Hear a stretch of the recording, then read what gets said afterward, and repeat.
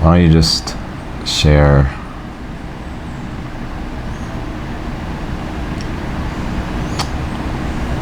I'll tell you how I feel. Yeah. Okay. How do you feel? How do you feel about all of the stuff that we've been doing?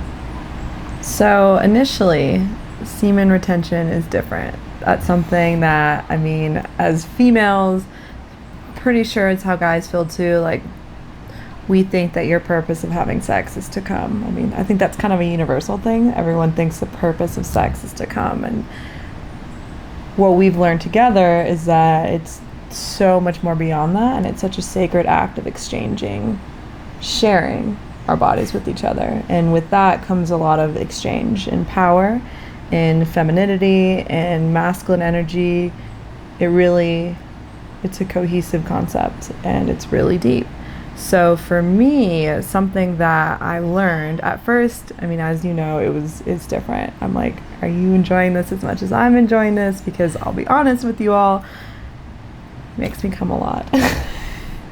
But so for you to not also have that release, I mean, it took a little bit of time to get used to, but the first time I really saw what retention does for you and how that actually ignites you, it's so powerful that as your partner, it's powerful for me. And I always love seeing you happy, love seeing you embrace that. And your eyes don't lie. It's a spark. It's something that just is ignited in you. So being a part of that, it's powerful for me too.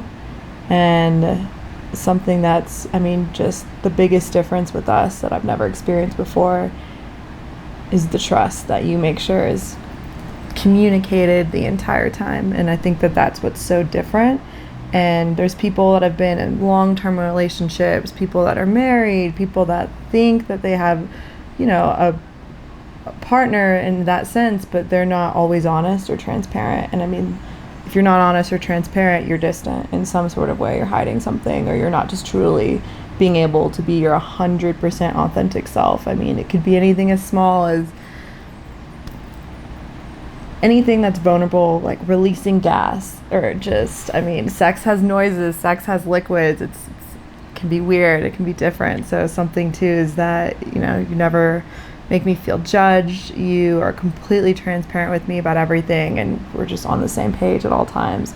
And with that establishment is where things can grow and blossom to what they do. I mean, having sex for hours it's different. It's incredible. It's something that I want everyone to have in their life. I don't think it's something that happens as often as it needs to. So, of course, that being a part of that is amazing and it's fun, but that also comes with the communication. That comes with you letting me know I'm not going to come. So I'm aware that you're not feeling unattracted to me. You're not feeling, doesn't feel as good for you as I'm enjoying it. Things like that. So that is big. That's different. And I think that that is something that's really powerful. And that's kind of why we have the connection that we have, is because from the very first time to every time, there's always an established connection, always trust. I mean, in order to be vulnerable is to really be able to be embraced. And so I feel like once that's on the table, everything's out there, that's when you can grow. So for me, it's a really fun and wild ride to be a part of. And I love it. Tell me about the things you shared with me in the past about orgasms and how it's not really something that's been too big a part of your history necessarily, and where it's at now is pretty much opposite of that. And so for you, someone that was never really able to reach those places, what is all of that like for you? Well, you don't know what you don't know. So one thing too that I hate that I was definitely a part of that statistic, but that just goes to show, I mean, you can think you have great sex, you can think that you come a lot, but coming is not an orgasm. That needs to be known. Orgasms are really the true pandemic of the world. That's where we're all lacking in a lot of different ways. And it's such a different release. It's such a shock to your body. It's so beautiful and it's so powerful.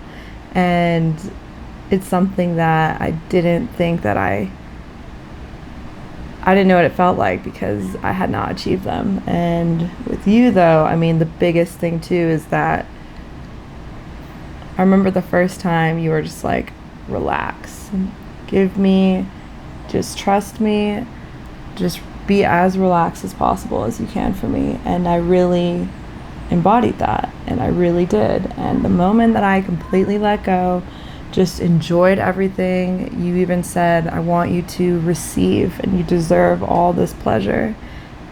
And I mean, that's beautiful. That's something that, not everybody even realizes, that we do deserve everything, especially coming when you share that with me.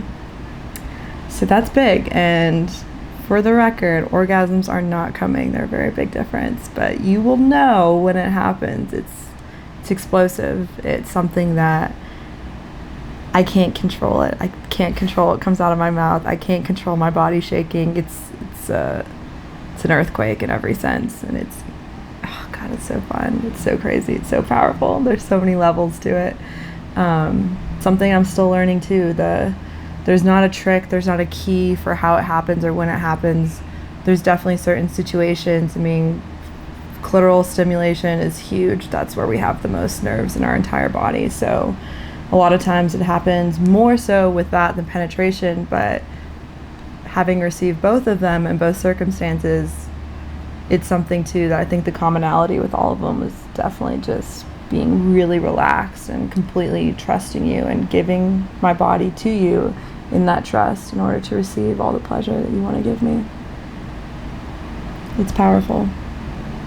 So with all that being said, do you honestly think that women who aren't typically experiencing many orgasms, what's that like for you when you were in that place where you weren't really connected with your orgasmic energy at all? Do you think that, what was it like when you weren't really experiencing too many orgasms? Do you think that maybe you weren't ever able to achieve those sort of places when you were in those sort of places? Do you think that maybe you're just not cut out for it? Maybe you just didn't have the luck of the draw, the orgasm genes, whatever that is. Like, yeah. Because I just don't know what that's like as a girl in those situations. Woman. Is that, as a woman in those situations, is that something that, what was that like?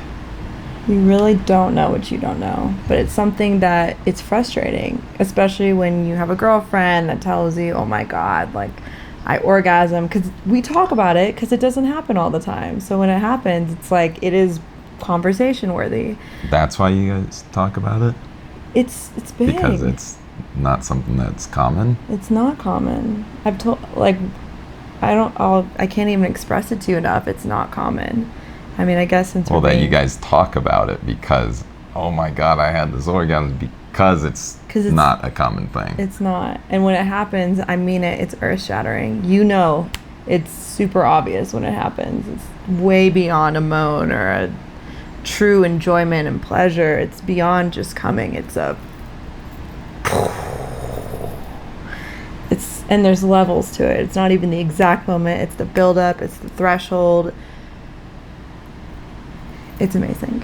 And with that, though, there's so much of an energy that comes to it that's different. There's just kind of the aftermath of it too. It's such a spark of creativity and just awe, and you're just like, wow. And that's why when it happens, it's like, we want to know how you got there, girlfriend. How did that happen? How did you do it? Yeah, it's not that like common. those are the questions? Yeah. Like, how did that happen? I really think that a false connotation to an orgasm is that it matters just like how it happens, because it really, I mean, truly, I think it is more common to not have it with penetration, just because our clitoris is the most powerful, most sensitive part of our whole body. So when that's really stimulated, I feel like the probability of having an orgasm is higher. But since we've been able to achieve in both circumstances, like it's not definite in either one, but it's different. It's different. And it's something too that you see it makes you glow as a woman. It's different. There's a release. That's something that, since it's not common, something is suppressed, or something is every blue moon released. And I mean, when it's something that happens more common, you're on top of the world more often.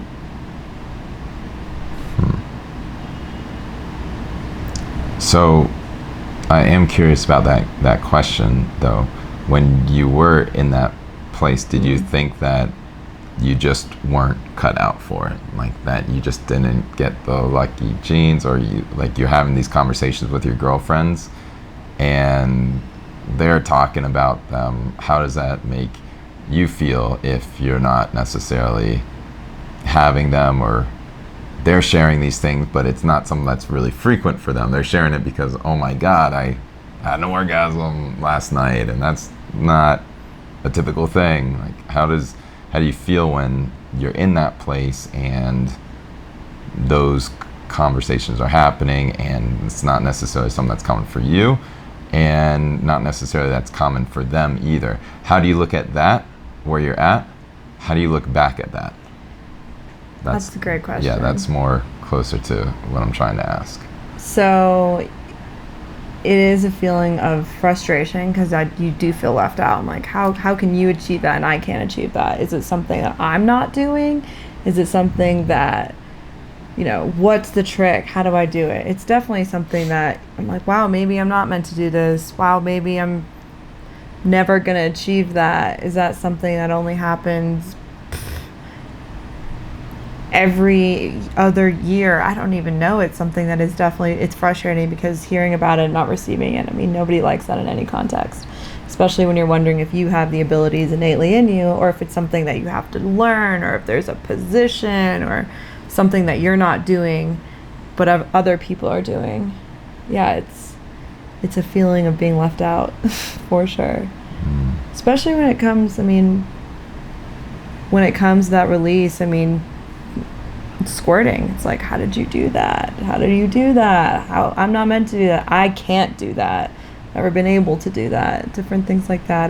That's what the conversations are like? Definitely. I can't do that? Definitely.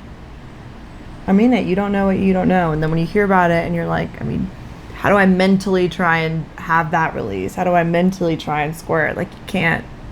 It's frustrating. You're like, but it's also to a point where you accept it. You're like, okay, well, that gene isn't in me, so to speak. But that's all wrong. How do you feel about that now? That's all wrong. So it's powerful in that sense. Why do you say that's all wrong? Because I used to think I couldn't achieve any of that, and as you know, it happens often. So for years too, years, even with a consistent partner, it's something that I was just content with. Not content, but at the point where I had to be content, because I just felt like it wasn't meant to be for me. That's not how my body's, brought up. That's not how I'm compromised. I'm not meant to do that. You just kind of get used to it. So that being said, do you think that there are other women that feel that same way? That think that they aren't cut out for it, that they can't do it? I know there's other women that feel that way. I know that for a fact, because I'm sure guys talk about it. It's like, feels like there's people that can squirt, there's people that can't squirt, there's people that can orgasm often, there's people that never orgasm. I feel like it's a black or white, and it's not a gene, it's not a trait, it's really the partner connection.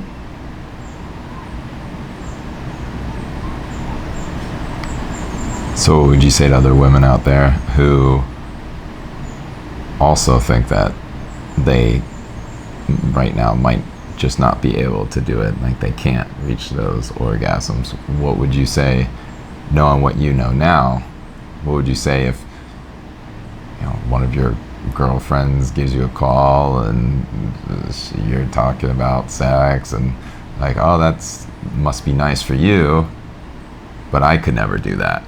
Those are real conversations I've had. Those are really? Yeah, those are some recent conversations. I won't drop names, but with a couple of my best friends, I mean, when you're glowing all the time and someone jokes around, oh, she's orgasming all the time, it's like, but really, it does something for you. It does something for your confidence. It does something for your sexual, like it's beautiful to embrace your sexual energy. It's beautiful to feel sexual, feel sexy, feel confident, feel great.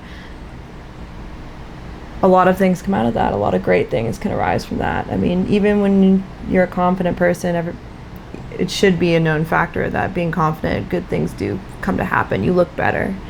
And so having conversations with my girlfriend like that, it's truly a thing. Like, what are you doing? What's the secret? Oh my God, I'm jealous. It's like, you can do it. It's not, I really thought I just could never do it. And I came to the conclusion, like, there must be a trick. I don't know how they do it, but then again, maybe my body is just not meant for that. Maybe there's some crevice that hasn't been reached in that sense. I mean, there's different things. You're like, how is she doing that and I'm not doing that, when biologically we do have the same makeup? But I mean, the difference really is, I remember when it first happened with you and you were just truly like, relax and teamwork. But it is. And once you can really accept and be prepared to be pleasured and be prepared to not selfishly have to give in order to receive. I mean, you make that kind of a standard that you tell me I deserve it and relax and we are a team. And that partnership with that, I mean, that is so powerful. Something just kind of in me, just it switches. And when you're ready to embrace that, when you're ready to feel that, when you don't feel like sex is just a way to connect. No, it's a true connection. It's a true exchange. It's not something that's more of a, oh, we have to have sex, or just because. No, it's like, sex is big. I think it's a very important part of a relationship. It's really fun. It should never be something that's not fun. It should never be looked as not sacred. And I think that once you have that establishment with a partner and that love that's in there, I mean, to be loved and to feel love is really, it's different. And I think that emotions, even physical reactions, are invoked by that.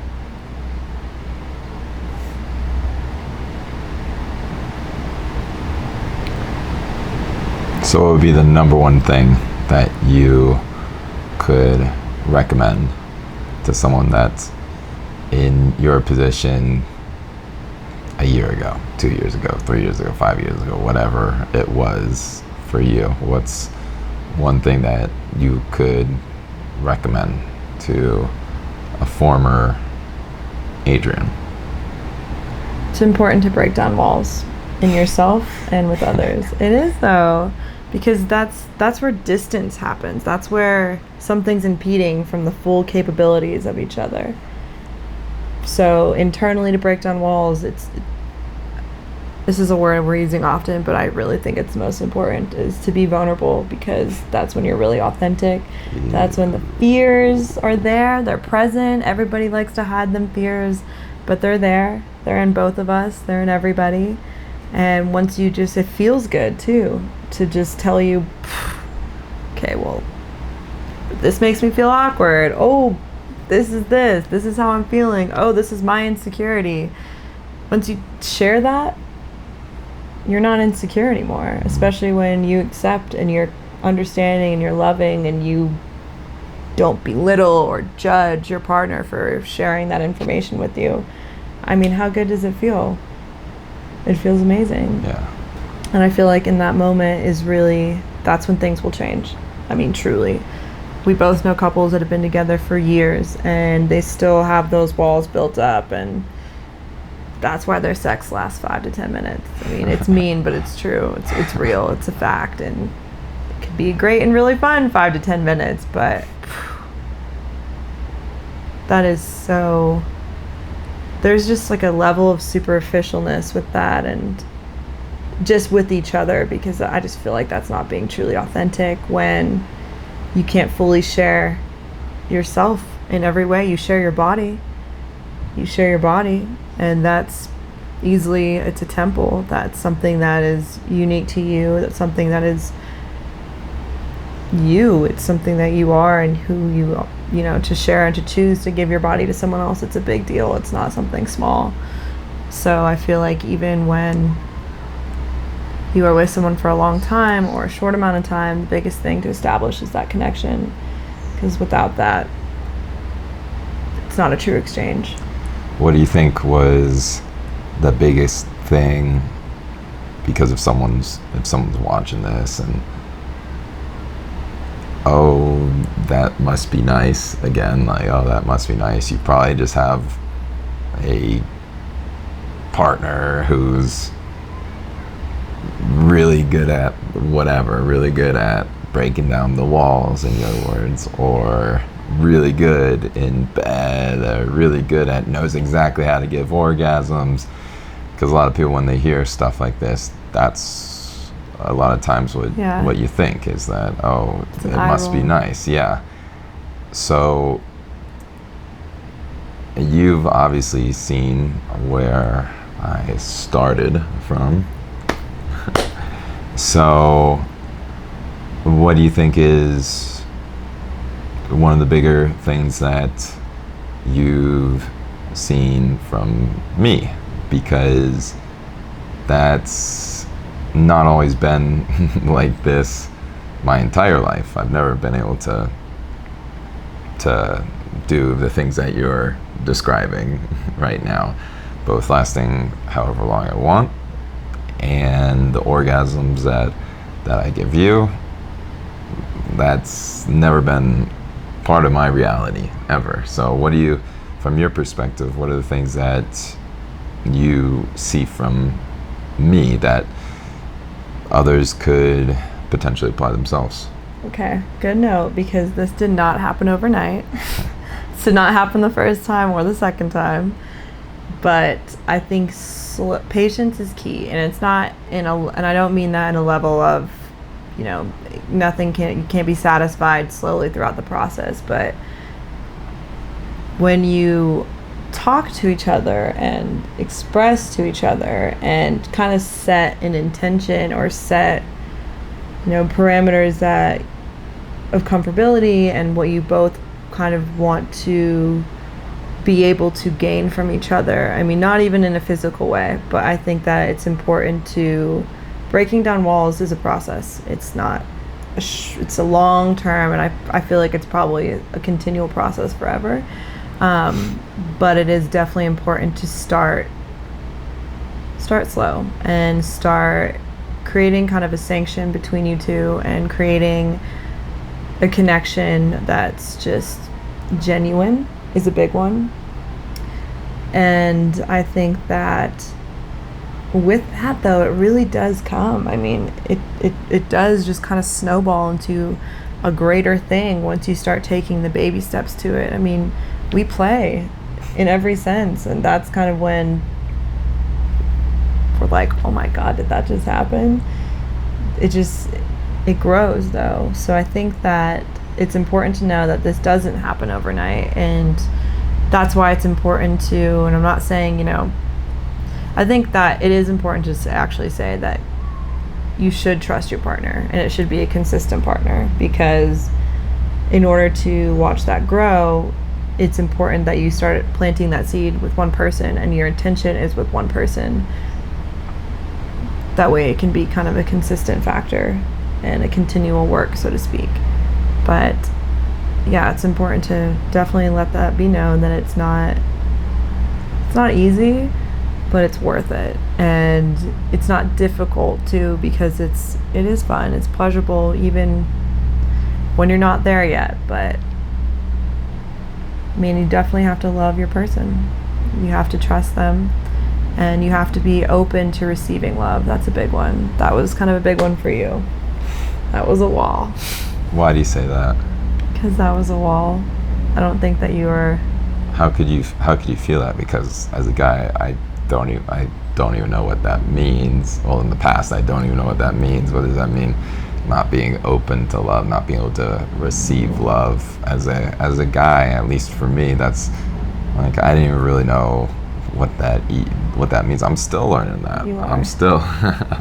I'm still learning that. So what does that mean for you? How can you feel that on me without me even consciously being able to realize that myself? Difficult question, but innately women are better with our emotions. We're more intuitive with them. We are a lot easier and quicker to express our emotions. And I think that men, society has really created a negative connotation to expressing emotions, as in expressing emotions means that you're damaging your masculine self. You're not a true man if you cry, if you love, if you are vulnerable, if if you're cheesy, romantic, things like that. I just feel like women, it's easier for us to express our emotions. I mean, we're just kind of built that way. So for you I think a big thing was definitely emotions, and acknowledging that you have them and embracing the feelings that you are developing or do develop. And there's emotional connection and physical connection, and they're both equally important. But I think sometimes it's easier for us to have sex with somebody and enjoy it, don't get me wrong, and love it, and you're gonna create feelings for each other. Could be all types, but to emotionally connect is different. And I almost think that it's stronger in ways, because there's a lot of vulnerability with that. There's a lot of fear that can be invoked with that. I mean, your life can change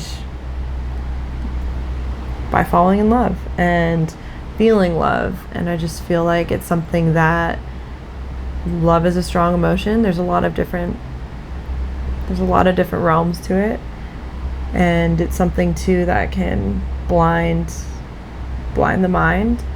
And just with that, I mean, it can be a scary thing. So to receive love and to be loved, I think that was a little bit of difficultness for you, but it was just something that took a little bit more time. Yeah.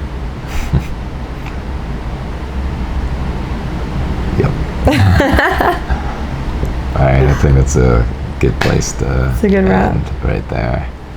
And any parting tips, any parting words of wisdom from Adrian? Have fun.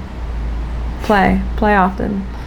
I think it's important to explore each other's bodies, and that's kind of where the no judgment factor. I mean, as a woman too, I'm like, gosh, we're all weird about our bodies. It doesn't, even if you're really fit, even if I love my body, but still, of course, there's factors where I just get a little insecure about. So I think it's really important to explore each other's bodies, and respect. It's a big one. But have fun. Good things come out of it, literally. All right. What about from you? From me? Yep.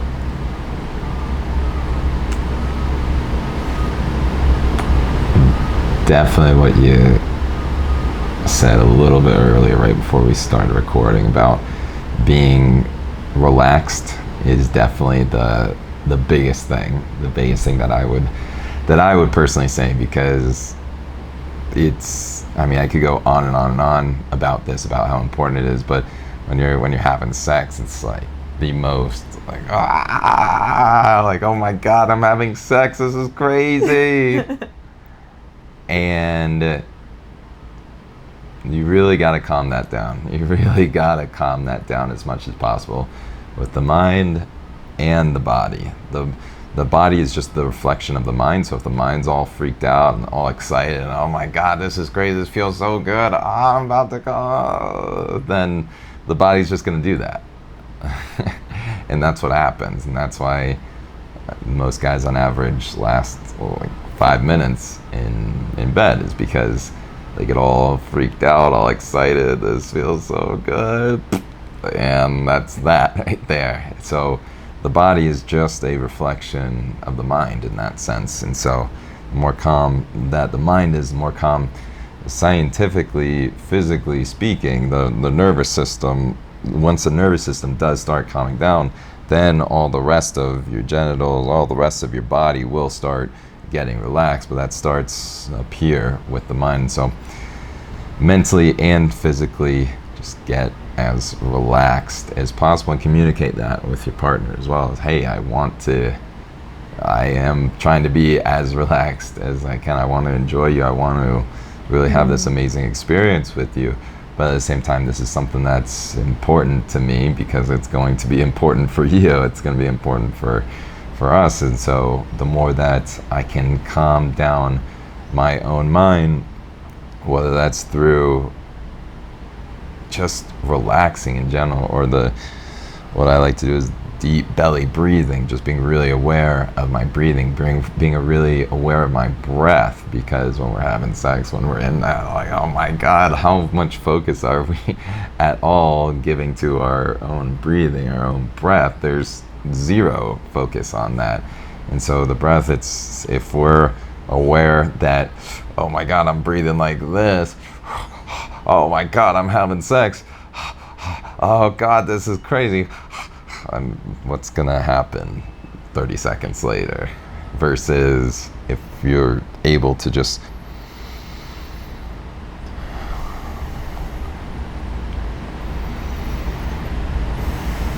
like, if you can have sex from a place like that, what's that like for you when you see that on me? How do you, like, you see the difference? It's a big difference. It's a big difference. It's powerful. And so, yeah, I could go on and on about different ways of doing that, but I would say the first big step is just being aware. Being aware of your breathing would actually be a huge first thing, is being aware of how you are breathing during the act of sex. And just catch yourself if is the breathing from a place like, oh my God, I'm having sex, or is it just being there with your partner, being there fully with them, really giving them everything that you got, really observing how they're reacting to every little tiny movement, tiny little gesture, tiny little whatever you're doing. How are they really reacting to what you are doing together? Because when you're breathing deeply, slowly, you will naturally have more awareness. And so the calmer that your mind is, the calmer that your body is, the more that you're aware of your breath. Those are all super easy little tactics that literally anyone could do. Yes, all the other things that you mentioned about break down the walls and the emotional connections, yeah, I mean, those are to really go to the next levels with things. Obviously, those are essential right there. In order to really get to those deeper levels of sex, those are essential. But in terms of what someone in my former position not that long ago could do instantly to automatically have better sex, it would be that. It would definitely be that, is calming down the body and mind as much as possible and being more aware of your breathing. I think that's something that anyone can do. And so when we catch ourselves being all frantic and excited, it's good to be excited, of course. It's really good to, excitement is a good emotion, but let's not get carried away. Let's not get carried away by the excitement of things, because it's easy just to, oh my God, I'm so excited, and 2 minutes later you're done.